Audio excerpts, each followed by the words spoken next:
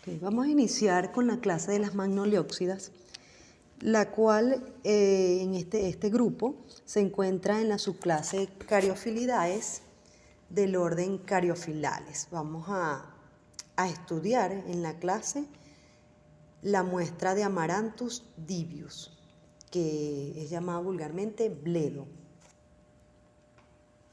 Vamos a ver algunas características de la subclase Caryophyllidea, donde vemos que este grupo se caracteriza por presentar placentación, bien sea central o basal. Este es un grupo en el que predominan las especies herbáceas. Vamos a ver algunas especies que son suculentas o halófitas. Generalmente habitan en zonas secas. Vamos a ver que también tiene una característica distintiva con respecto a sus estambres, que son centrífugos, es decir, que vienen a irse desarrollando de forma de espiral de adentro hacia afuera, que tienen un polen trinucleado, es decir, que presenta 3 núcleos. Los óvulos vienen siendo bitegumentados con un endosperma y un perisperma, y generalmente el óvulo es campilótropo, es decir, tiene la forma de un grano de lenteja. Son básicamente redondeados. Recordemos que tenemos 3 alternativas cuando hablamos de los óvulos. Tenemos el anátropo, el ortótropo y el campilótropo. En este caso, el de este grupo es campilótropo. Otra característica de esta subclase es que presentan una betalaninas, que es un pigmento básicamente. En cuanto al orden, sus características, como bien lo mencionamos, presenta un óvulo campilótropo, que es este que podemos observar acá, donde vemos una orientación perpendicular de lo que es el funículo y el cuello del óvulo, donde se conecta a la placentación. Vemos aquí la estructura del pigmento que acabamos de mencionar. Vemos también que tiene un embrión curvo. Esta familia anteriormente entraba dentro del grupo de las chenopodiáceas o xenopodiáceas, y actualmente se habla de las Amarantaceae. Está dentro de este grupo. Este grupo tiene aproximadamente unos 169 géneros y más de 2.360 especies. Es cosmopolita, quiere decir que está ubicada en todo el área del territorio del mundo como tal, pues se encuentra en varias partes a nivel mundial. Pero como bien les mencioné al inicio, se resalta en las regiones desérticas y semiáridas. Muchas de estas viven en zonas bastante salinas.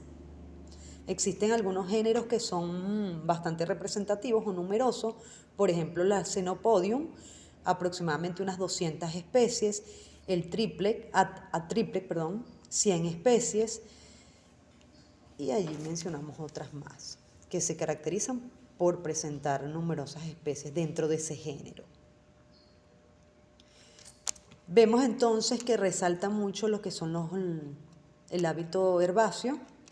Vemos también aquí en esta imagen sus hojas, que vemos que son hojas simples. Aquí no se detalla mucho si es alterna o es opuesta, vamos a verlas más adelante.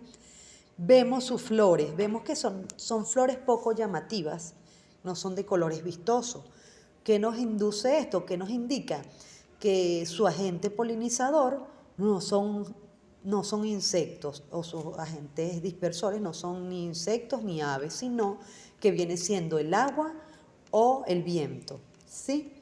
Eso nos indica el color de la flor. Cuando son de colores muy claros, que son poco llamativos, son agentes dispersores o polinizadores abióticos. A diferencia de cuando una planta presenta flores de colores, quiere decir que el agente polinizador es un animal, es un insecto o un ave, o incluso hasta murciélago. La mayoría, como vimos en la imagen anterior, vemos que son de color verde, amarillento, verde verdecitos claros, distintas tonalidades de verde. Pero también podemos tener, por ejemplo, Amaranthus caudatus, que presenta una inflorescencia de color morado, digamos. Esta lo utilizan mucho a nivel ornamental.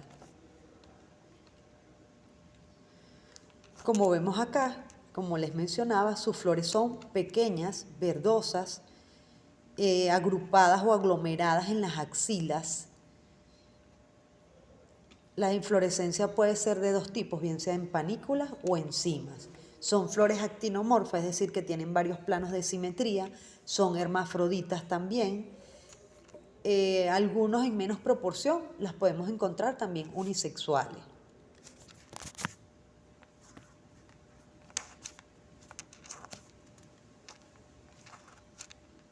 En cuanto a sus hojas, vamos a ver que son hojas alternas, es decir, que de un solo nudo me parte una hoja.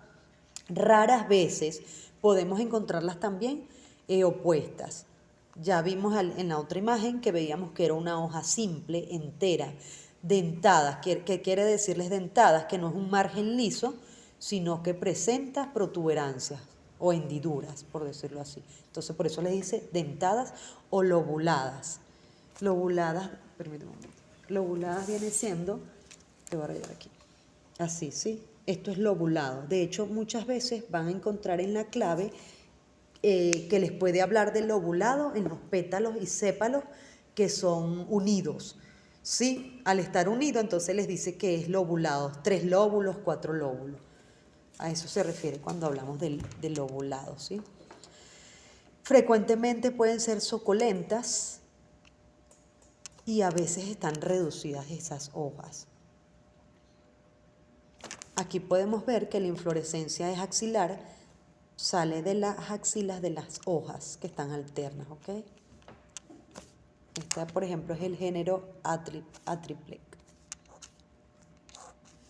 En cuanto a la parte del perianto, esta se caracteriza generalmente por ser monoclamidia. Recordemos que tenemos 3 alternativas. Tenemos aclamidia, monoclamidia y diclamidia. En el caso de las aclamidias es que no tienen ni cáliz ni corola. Monoclamidia me quiere decir que tiene o solo cáliz o que tiene solo corola. Y diclamidia me tiene las dos. ¿Okay? En este caso, la mayoría es monoclamidia. Y generalmente son los sépalos, es decir, la parte del cáliz. Por eso es que vemos acá en la imagen que se ven las hojas o los tépalos coriáceos. Aquí. Vemos acá, observamos aquí que son coriáceos. ¿Por qué? Porque provienen del cáliz. A diferencia de la corola, generalmente son de texturas aterciopeladas. Son como más suavecitas. ¿Qué más vemos por acá? Vamos a detallar un poco esta imagen. Esta es la imagen del hábitat, ¿no? De la planta completa. Vemos que las hojas son alternas y que de esas hojas parte la inflorescencia axilar. Vamos a acercarnos un poco y vemos ya la flor como tal. Vemos entonces que solo presenta un perianto con sépalo. Este puede variar. Este puede ser de un solo sépalo, 5 o 6. En su mayoría son de 5. Esta la tiene de 5. 1, 2, 3, 4 y 5. Vamos a ver estambres. Luego tenemos acá los estambres. Que la cantidad de estambres va a ser igual a la cantidad de sépalos que tenga. En este caso tiene 5, entonces la cantidad de estambres son 5 también. Vemos acá que está acá el pistilo ya. Y aquí vemos un poquito el estigma. Fíjense que aquí el estilo es corto. Es este puntico que vemos acá. Este completo ya es el ovario. Al hacerle un corte transversal podemos ver el óvulo, que presenta un óvulo, que ya lo mencionamos al inicio, que es campilótropo. ¿Okay? Aquí igualmente observamos también otra flor de otro género, el género Beta vulgari. Este igualmente tiene 5 sépalos, 5 estambres, y acá vemos la punta del estigma y el ovario.